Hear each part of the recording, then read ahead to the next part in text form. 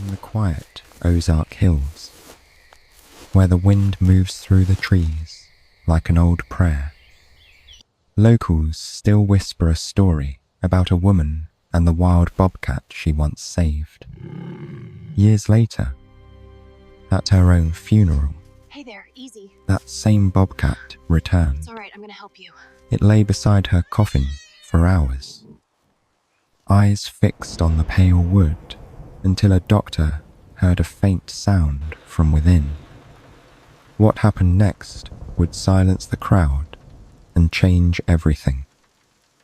Morning settled gently over the Ozark Hills, laying a pale gold hush across the trees, as if the whole ridge were holding its breath. Dr.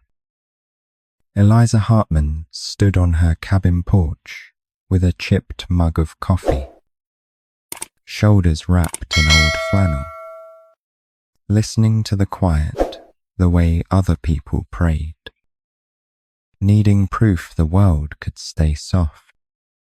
Behind her, claws clicked softly on the worn plank floor, a slow, steady rhythm that had become as familiar as rain.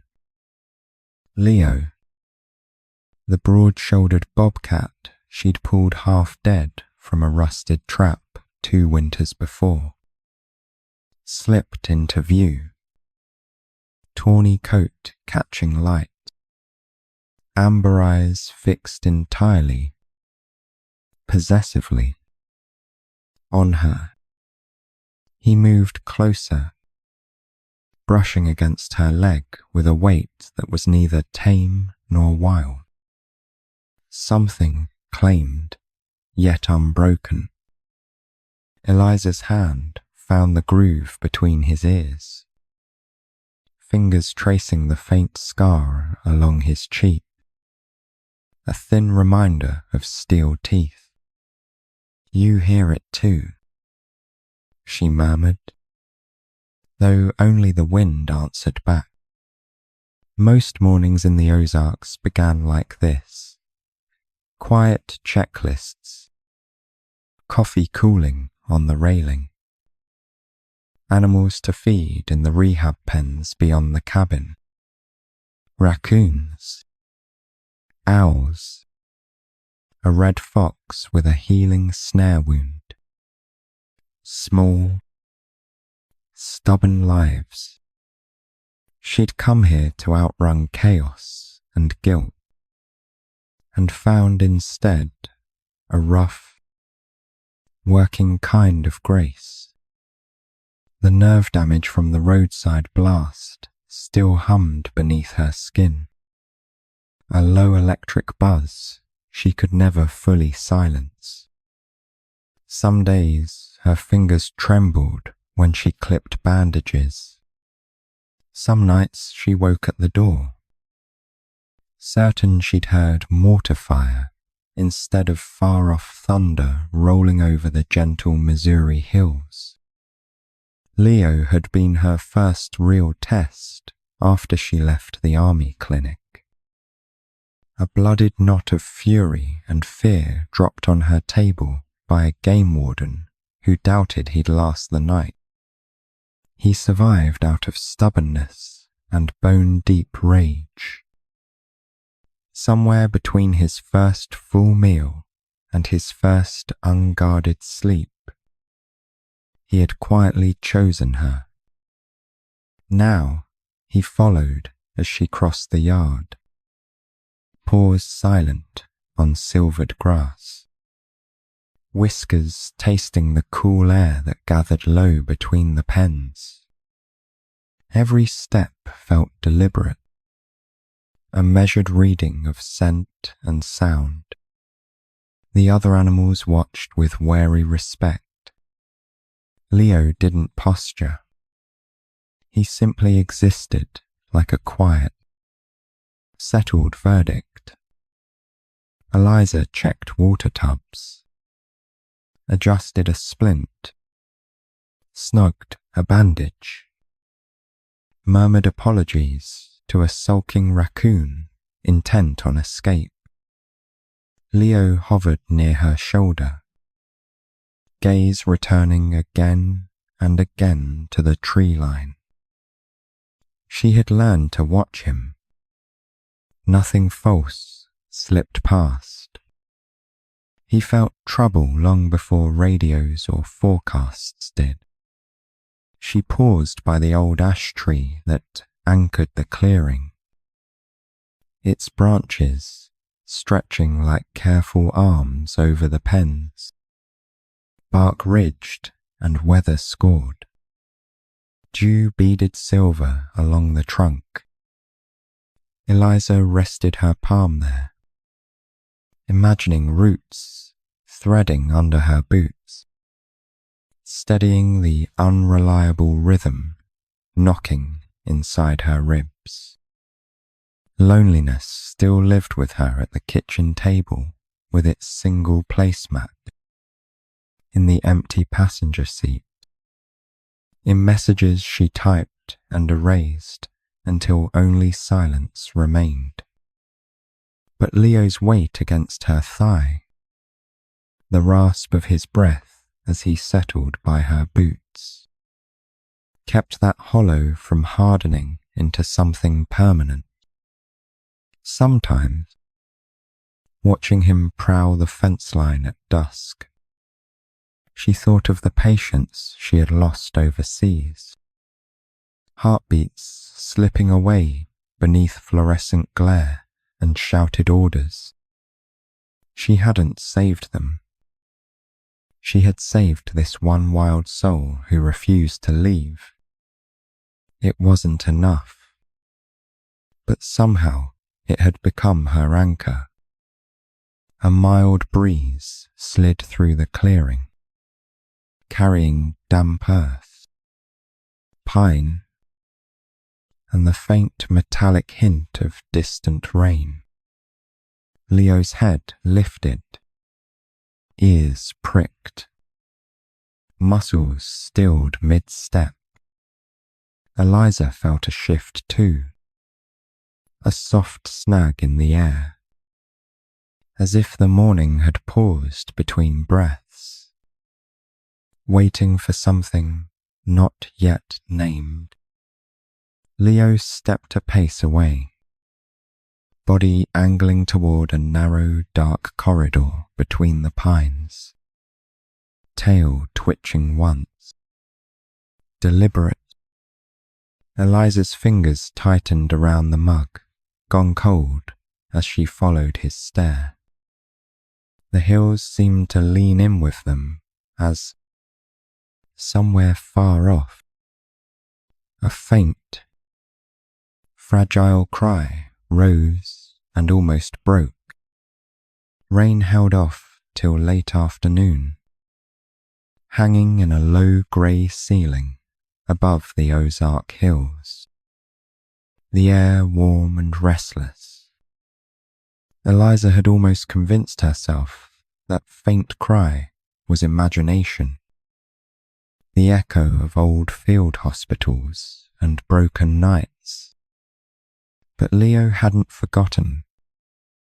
All day he circled back to the ash tree, pausing, listening, tail tight.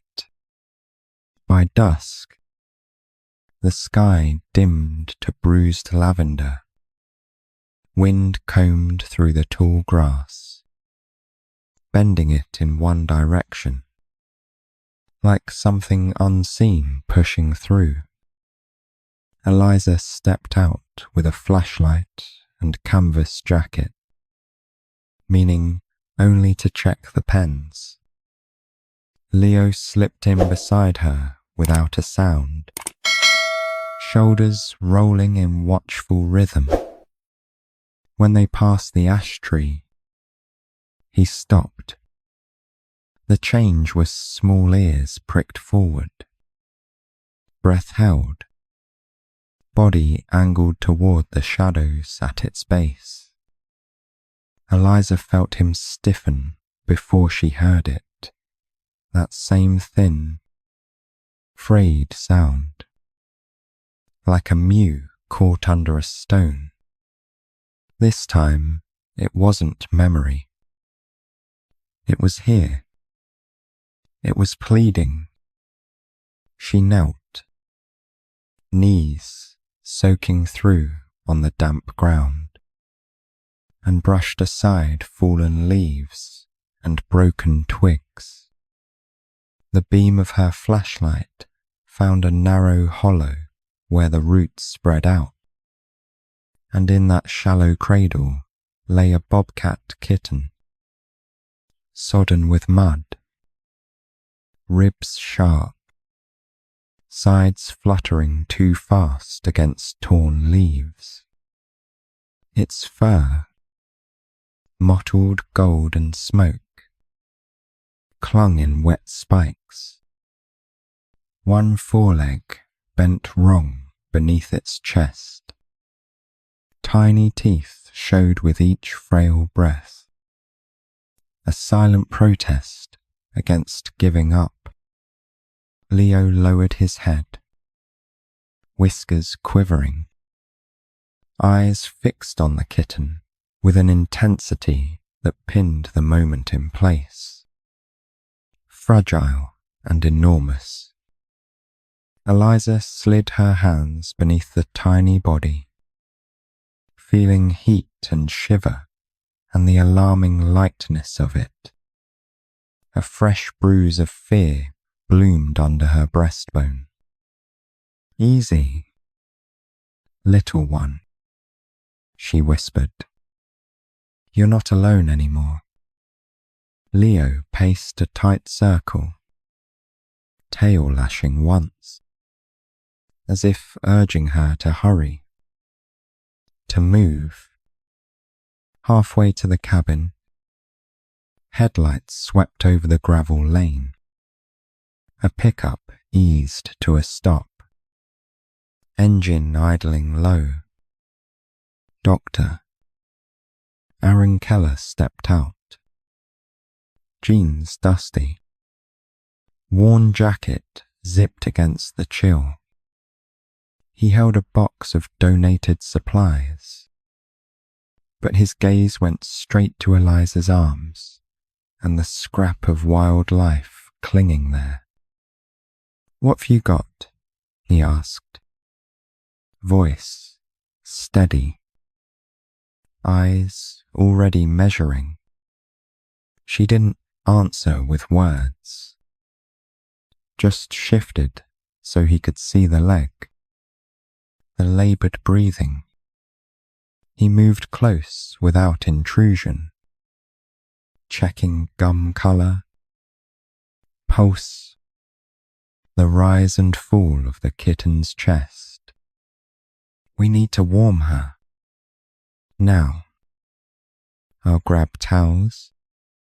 Inside, the cabin transformed into a field clinic. Warm towels, saline, a heating pad on low. Leo sat sentry at the edge of the table, muscles tight, ears flattening if Aaron's hands lingered too long. The contrast made Aaron huff a breath. "He doesn't trust me yet," he murmured. "Can't say I blame him." As they worked, rain finally came, tapping the metal roof in a thin, relentless pattern. The storm felt far away in that small circle of lamplight where human hands moved around a fragile life. The kitten let out one sharp, hoarse cry, then another, as if surfacing. Eliza's shoulders loosened just enough to exhale. "What'll you call her?" Aaron asked quietly. Eliza glanced toward the ash tree swaying beyond the window, its silhouette black against stormlight. "Willow," she said. She bent but didn't break. Leo shifted, as if approving, then leaned in close, nose brushing the kitten's damp fur with surprising gentleness. For a while, the world narrowed to breath counts and drip rates, the soft rustle of gauze, the steadying murmur of Aaron's voice beside hers. Outside, thunder rolled off into distance. Willow's heartbeat found a stubborn rhythm. The worst of Eliza's fear eased, though the tremor in her hand gave away what it had cost. Much later, when the clinic corner had gone quieter and Willow slept under a fleece, Leo moved to the window. His reflection hovered over the dark glass, superimposed on the ash tree and the shifting shadows beyond. Something out there held his stare, something the human eye couldn't quite follow, but he watched it anyway. Morning came washed clean after the storm, the Ozark hills shining as if the world had been polished overnight. Inside the cabin, the air smelled of coffee and antiseptic. Willow, the rescued kitten, slept in a crate near the fire, her small sides rising in fragile rhythm. Leo lay stretched close enough that her warmth brushed his paw. Eliza moved quietly through the kitchen, shoulders loose for the first time in days. Every sound, the soft crackle of the fire, the kitten's sigh felt like proof that life had tilted back toward balance. Aaron was outside checking the generator, his voice drifting through the open window as he hummed an old country tune under his breath. When he came in, damp hair falling into his eyes, Leo tensed automatically, a ripple of warning along his spine. Aaron smiled and slowed, letting the big bobcat study him. "Morning, soldier," he said softly, the tone halfway between respect and tease. Leo blinked, then looked away first. A small truce, quiet and tentative. They shared breakfast at the table, littered with medical forms and field notes. Aaron spoke of new fencing for the rehab yard. Eliza added ideas for shaded enclosures. Their talk was easy, gentle, like rain tapping glass. She caught herself laughing once and stopped mid-sound, startled by how long it had been since she'd heard it. Willow stirred then, a dry little chirp that sent Leo immediately to her side. The kitten blinked up at him, ears twitching, and for the first time pushed herself unsteadily to standing. She swayed, hissed once out of habit, then leaned into Leo's flank as if drawn by some instinct older than fear. Eliza watched the exchange with quiet awe. She had seen wild creatures survive, fight, surrender, but this small act of trust held a different kind of power. It made her think of the way grief sometimes softened instead of breaking, of how something wild could mirror her own fractured faith in people. Days passed into weeks. The cabin filled with the low music of recovery paw steps, whined through screen doors, the clink of jars. Willow grew stronger, her limp fading. Leo tolerated her stalking his tail, pretending not to notice when she pounced. At night he slept near her crate, one golden eye half open. A silent guardian. Aaron visited often, helping build new pens and sometimes lingering long after the tools were put away. He spoke of his late wife rarely, but when he did, his voice thinned like glass about to crack. Eliza never pressed. She understood that grief had its own timetable, like the slow thaw of spring ground. One evening, a freelance journalist named Grace arrived, following a rumor about the woman who heals the wild. She took photos of Leo pacing the yard and of Willow's cautious steps beside him. Her presence filled the quiet spaces with questions, stories, the clicking shutter like heartbeat against the stillness. Aaron didn't like the intrusion, though he was polite enough. Leo didn't like it either. The camera flash made him flatten his ears, tail twitching in irritation. Grace laughed softly. He's protective, isn't he?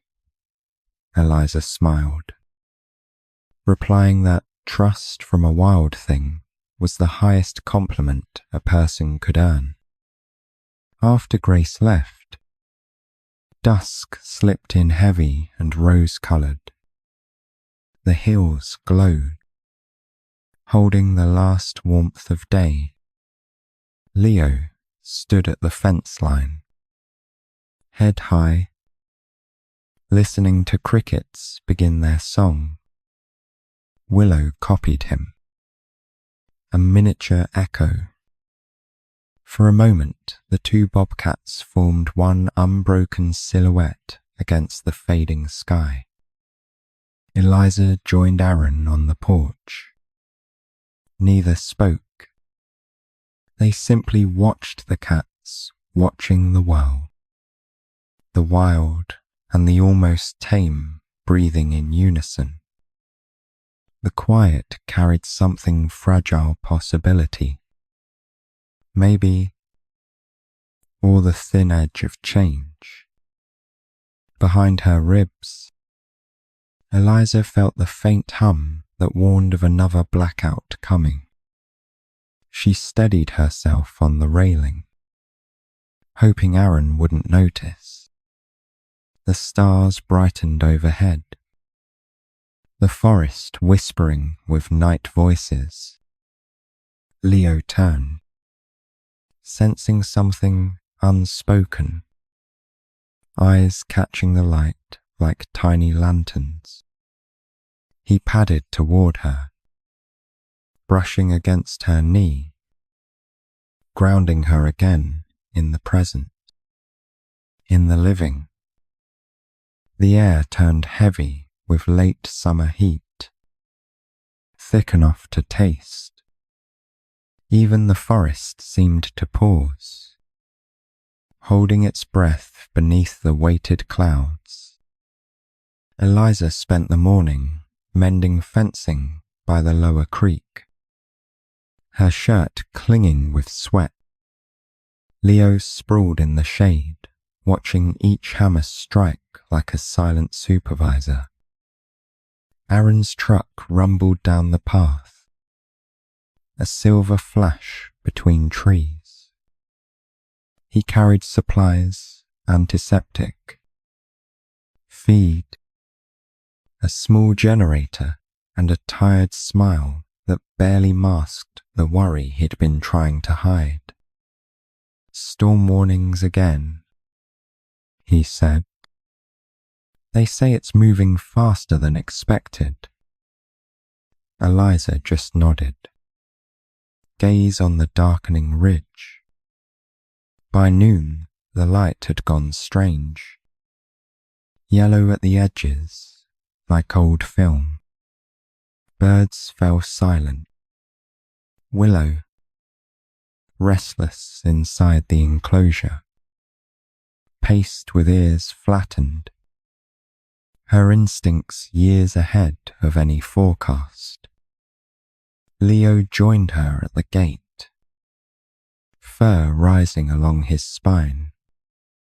When thunder rolled across the valley, it sounded too close, too soon. Eliza wanted to believe it would pass, that they had time to finish the rounds before rain hit. She carried buckets toward the barn, lightning flashing in the metal pails like white fire. Leo trailed behind, tail low, grumbling deep in his throat. The storm had a scent to it, wet cedar and warning. The first strike split a sycamore in half, a clean wound of splintered light. Rain followed instantly, fierce, unrelenting. Aaron shouted for her from the porch, a voice nearly swallowed by the wind. But Eliza spotted movement near the tree line, a young deer trapped in a fallen snare, thrashing in panic. She ran before she could think. Mud pulled at her boots. Every step a struggle. Leo bounded after her, his growls ripped away by the storm. She reached the deer, cut the wire with trembling hands, freeing the terrified creature just as thunder cracked overhead. The deer bolted into the trees. Eliza turned to go, and her world tilted. The blow came unseen. A branch loosened by the wind, striking her shoulder and sending her sprawling. Her head hit stone, sharp and final. The rain hissed around her, washing mud into her hair. For a moment, she thought she heard Leo's cry echo through the trees. But sound and light blurred to nothing. By the time Aaron reached her, the clearing was chaos, rain hammering the earth. Leo snarling over her still form, refusing to let anyone near. Aaron dropped to his knees, speaking softly, trying to keep his hands steady as he checked her pulse. It fluttered once, faint, then disappeared under his fingertips. They carried her to the cabin through sheets of rain. Aaron's voice broke on her name. The medics said there was nothing left to do. The monitors at the small regional hospital confirmed what he already knew. They called it neurological arrest, the body's quiet surrender. He signed the papers with shaking hands. Leo never left the porch that night. He sat in the storm's afterbreath, drenched and unmoving, eyes fixed toward the woods where she had fallen. Willow pressed close against him, small and shivering. Each lightning flash revealed the same sight two wild shapes outlined against the grief of rain. Days blurred. Preparations were made with the numb precision of routine. Aaron arranged for a natural burial beneath the ash tree where Willow had been found. The community offered casseroles and condolences. None of it reached him. Leo watched from the window, pupils thin with mistrust, waiting for something he could not name. On the morning of the service, sunlight broke through the last veils of cloud. The world smelled of wet earth and endings. Aaron stood beside the pine coffin, his face hollowed by sleepless nights. When he looked up, he caught a flicker of movement near the fence, Leo and Willow standing together, silent as stone. No one tried to stop them when they crossed the clearing. The guests parted quietly, whispers swallowed by the wind. Leo approached the coffin first, touching it once with his nose before lowering himself beside it. Tail curled around the base. Willow sat a few feet away, watching the trees, as if expecting the forest itself to answer. The service began beneath a wide, unclouded sky, the ash tree casting dappled shade over the pale pine coffin. Folding chairs creaked, whispers fell away, and the Ozark Hills held the kind of silence that felt like listening. Leo lay pressed against the wood, muscles coiled yet still, as though anchoring it to the earth. Aaron barely heard the pastor's words. They were gentle words, about service and sacrifice, about a woman who gave her life to mend what others broke. His gaze kept slipping down to the bobcat at his feet, to the steady rise of Leo's chest against the coffin, as if he alone refused to accept absence. Some of the neighbors shifted uneasily. A wild animal at a funeral wasn't something they'd planned for, but no one stepped forward to move him. There was something too deliberate in Leo's vigil, too fierce and contained. Even Willow's presence a short distance away felt purposeful. Her small body, a quiet echo of grief. Grace lifted her camera once, then lowered it, ashamed of the impulse. Instead, she watched, hands clasped, as Leo tilted his head, listening with an attention that seemed to cut through flowers, fabric, and pine boards, as though all of it were only a thin veil. His ears twitched at every breath that wasn't hers. When the last hymn faded, chairs scraped back. People came to Aaron one by one, pressing his hand, leaving murmured comfort that dissolved before it could land.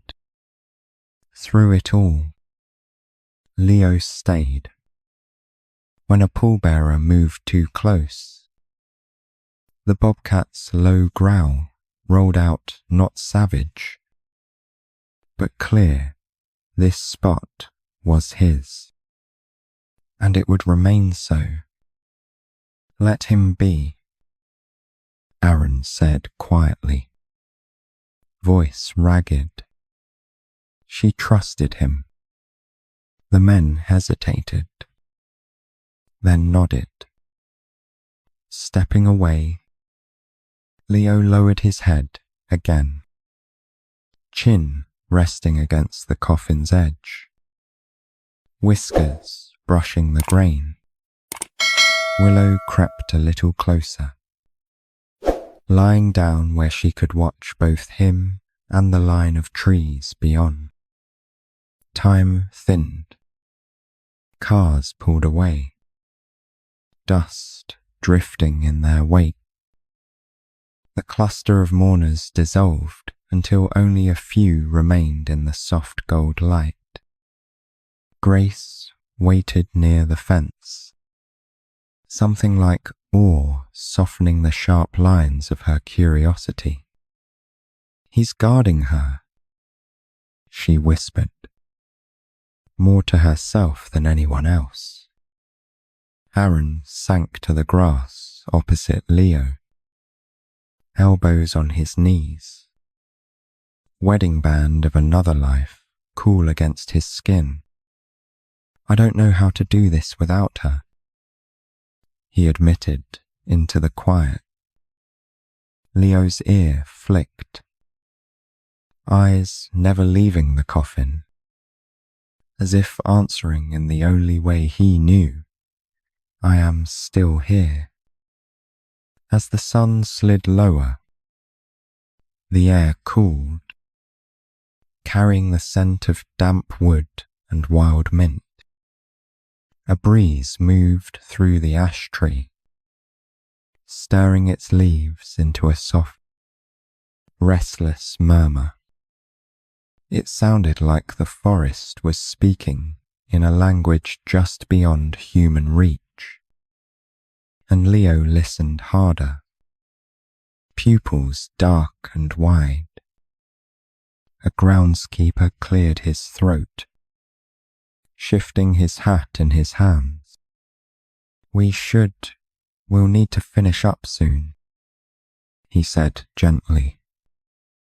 Aaron started to rise, but Leo suddenly pressed closer to the coffin, a rumble gathering low in his chest. Not a threat, a refusal. His body said what Aaron could not bear to voice. In that suspended moment, no one moved him. The man backed away. Willow stood, fur lifting along her spine, then settled again when Leo stilled. The ash tree shaded them all like a hand. It was as if the ceremony had split in two, the human farewell, already fading. And this other vigil, raw and unfinished. Twilight crept in, soft and blue at the edges of the clearing. One by one, the last guests left, until only Aaron, Grace, and the two bobcats remained. Crickets started up, tentative, like they were asking permission. Leo did not leave. Hours folded over him. He stayed pressed to the coffin, heartbeat steady. Finally, Aaron rose, joints stiff, throat tight. "I'll come back at first light," he told Grace, though his eyes were on Leo. Let him have tonight. They walked away together toward the cabin glow. Behind them, under the ash tree, the bobcat lay beside the coffin in the deepening dark, watching, waiting, as if listening for something no one else believed could still be there. Dawn came slow and pale, washing the ash tree and its silent guardian in a thin blue light. Leo had not moved far through the night. Dew clung to his fur, his sides lifting in shallow, patient breaths. Willow curled nearby, small and exhausted, her eyes slipping open only when he shifted to listen again. Nothing answered but birds. The groundskeeper arrived first, boots soft in the wet grass, stopping short at the sight of the bobcats still on duty.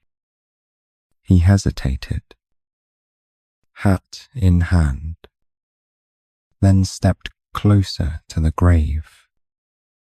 "Easy now," he murmured, more out of respect than fear. Leo's eyes tracked him, unblinking, as the man reached for his tools. The scrape of metal against soil broke the fragile hush. The sound snapped through Leo like a spark. He rose, tail low, ears pinned, a warning growl building in his chest. Willow stood too, fur bristling. When the shovel blade bit into the earth beside the coffin, Leo moved, placing himself fully in the way. Aaron's truck pulled up just as voices rose. He climbed out, weary and hollow-eyed, ready to apologize for Leo, ready to make this one last thing neat and proper. But what he saw arrested him, the bobcat rigid, staring at the coffin, muscles strung tight. A sound caught low in his throat that was not rage, but alarm.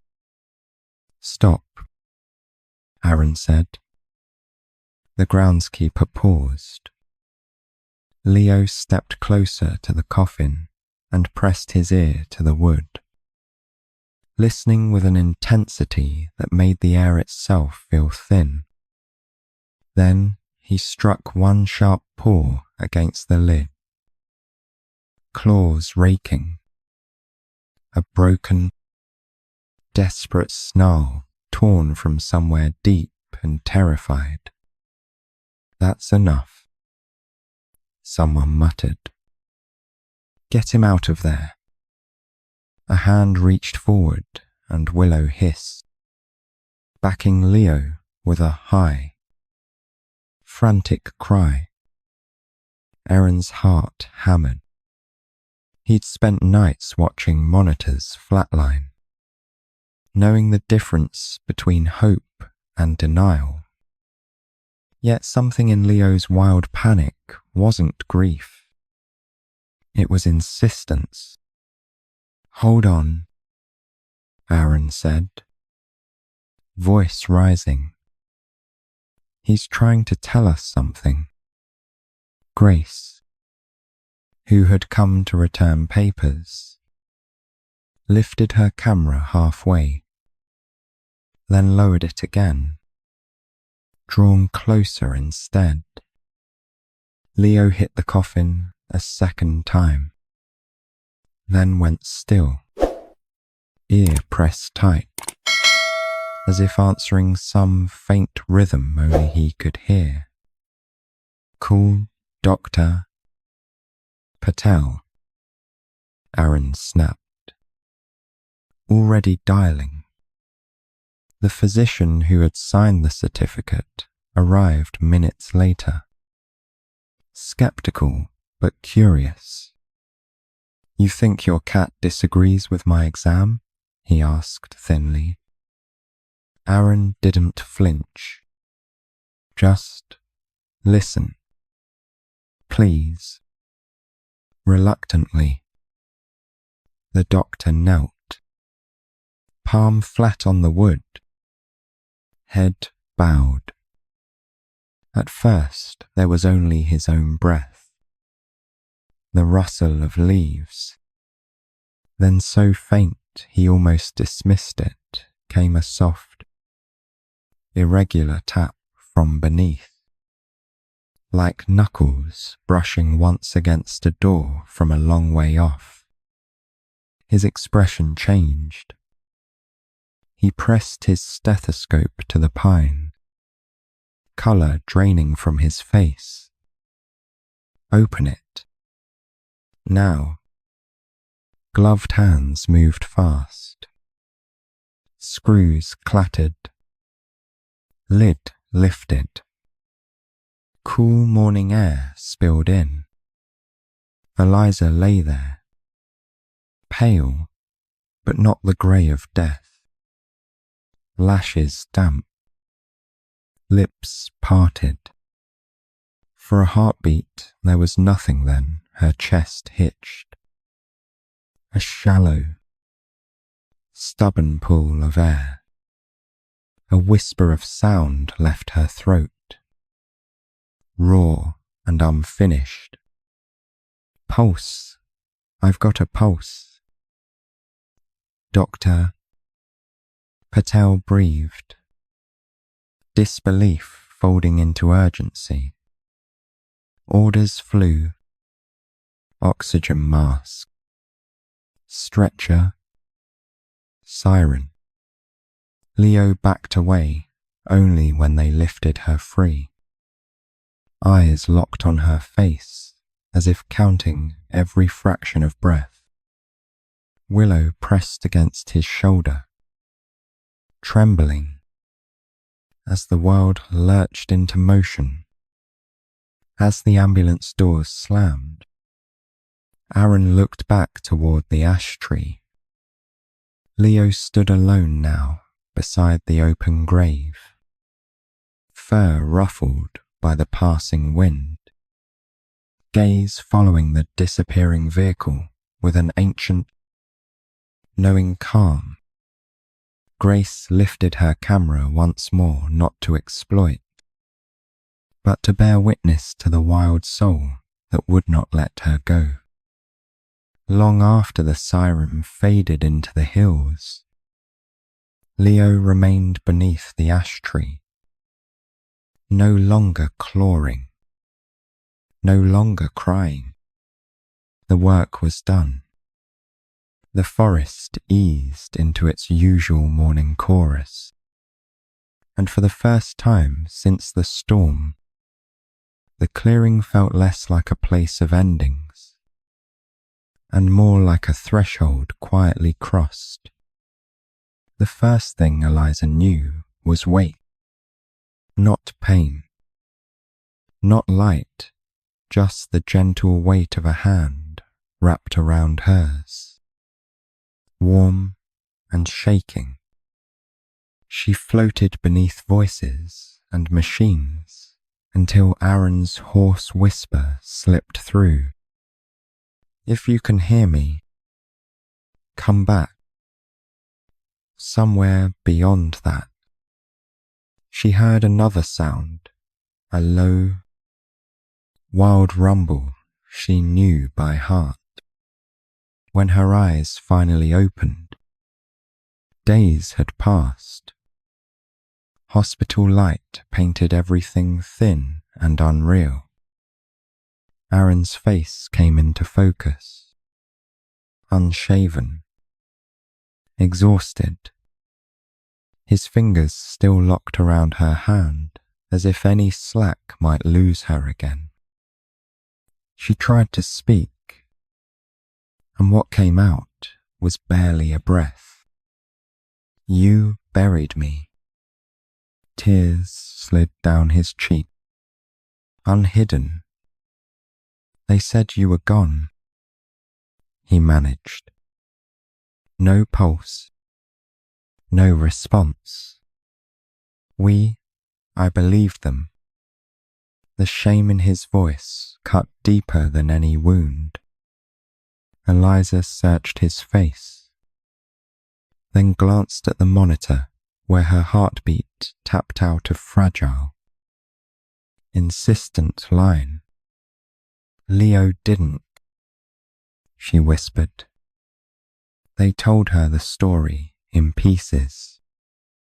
The suspended coma, the shallow vital signs, the signed papers, and then the bobcat that refused to leave, the frantic blows of his paw against the coffin, the doctor's stunned silence when the faint tapping answered from inside. Every detail left the room a little quieter, a little holier. Eliza closed her eyes, breath-catching. "I heard something," she said slowly. It was dark, heavy. I couldn't move, but I heard, claws on wood, this deep sound, like he was pulling me up by the heart. She swallowed. I followed it. I didn't know why. I just knew it was him. News slipped beyond the hospital walls faster than she did. A local station ran a piece. Then regional outlets called it a miracle in the Ozarks. Headlines spoke of the bobcat who wouldn't let his human die. Grace's photograph of Leo beside the coffin circled quietly, reverent instead of sensational. Even skeptics fell silent at the image. Through it all, Leo stayed at the cabin. He paced the fence at dusk and dawn, pausing with his head turned toward the distant highway, ears flicking to ghosts of sirens long gone. Willow shadowed him, step for step, mimicking his watchfulness without understanding, her gold eyes searching his as if waiting for permission to rest. When Eliza was finally stable enough, Erin drove her home. The Ozark Hills rose up like an embrace, green and forgiving. She moved carefully, thinner, paler, the hospital band still ghosting her wrist.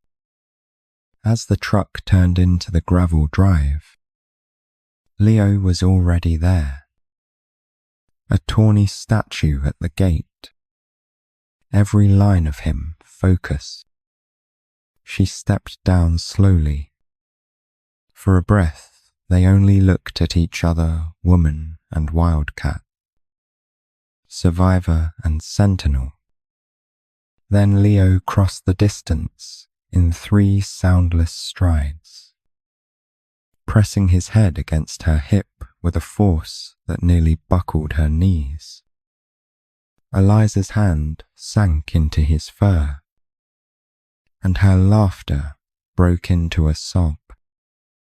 Inside, the cabin felt changed, as if the walls remembered. Grace's framed photo hung near the desk, Leo lying against the coffin under the ash tree, light catching in his eyes. Eliza studied it for a long time. "We can't go back to just patching up strays," she said quietly. "This place has to mean more than that now." Aaron understood. The near burial, the second chance. The wild guardian, they weren't pieces of a strange story to move past. They were a calling nailed down in pine and claw marks. They renamed the haven Second Sunrise Sanctuary, a promise to fight harder for every thin, flickering life brought through their door. Weeks turned to a gentler rhythm. Eliza adjusted her treatment.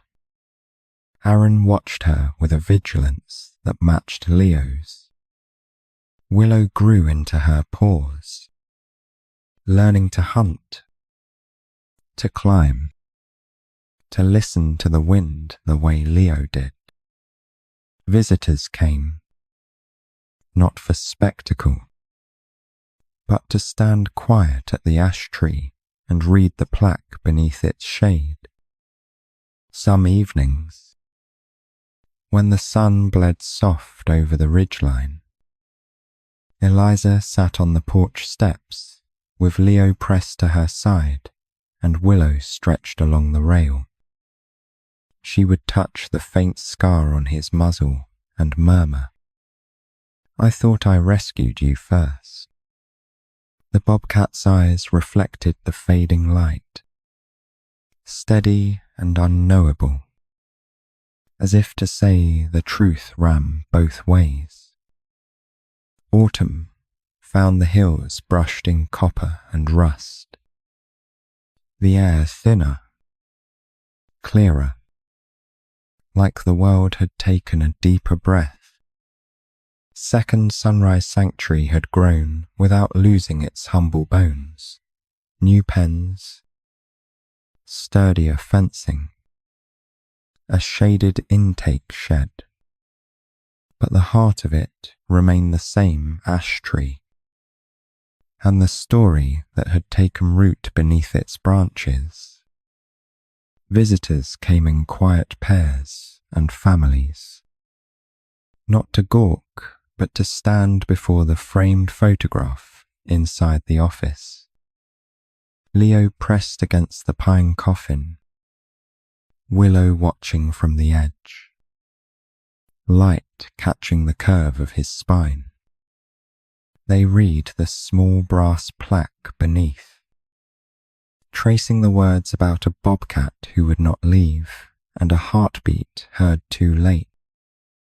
Eliza told the story only when asked, her voice low, steady, never polished. She spoke of mistakes, of near endings, of the wild animal that heard what trained hands and machines did not. People listened with their arms folded close, some with damp eyes, as if recognizing something they'd almost lost in their own lives and somehow got back. Leo watched from the doorway, or from the shade under the porch, as strangers pointed toward his image on the wall. He had never cared for applause. His universe was smaller and truer, the shift of wind, the soft footfall of Willow at his side, the familiar heartbeat of the woman he had pulled from the quiet. Willow grew sleek and strong, her coat marked with the kind of confidence only survival gives. She shadowed Leo on the ridgeline at dusk, mimicking the way he paused to taste the air, the way he sank into stillness that made deer forget he was there. Yet when Eliza called, they both came, as if the wild could bend without breaking. There came a day when Eliza knew it was time. The sanctuary was stable, her own health monitored and managed.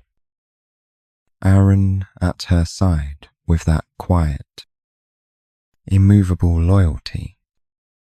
Leo stood at the open gate, sensing the shift. No collar, no leash, just the Ozark Hills spread out before him, old and wild and waiting. She knelt, pressing her forehead briefly to his, fingers buried in his fur. You owe me nothing, she whispered. Then, softer, but I owe you everything. For a beat he held still, breathing her in. Willow brushed against them both, a living bridge. Then Leo turned toward the trees, paused soundless in the leaf fall. He didn't rush. He moved with the certainty of one who knows he can leave and still belong. At the tree line he paused, glancing back once.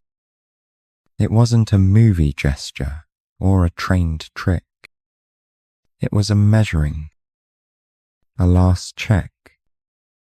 Eliza lifted her hand. Aaron did too. Willow sat between them, tail curling.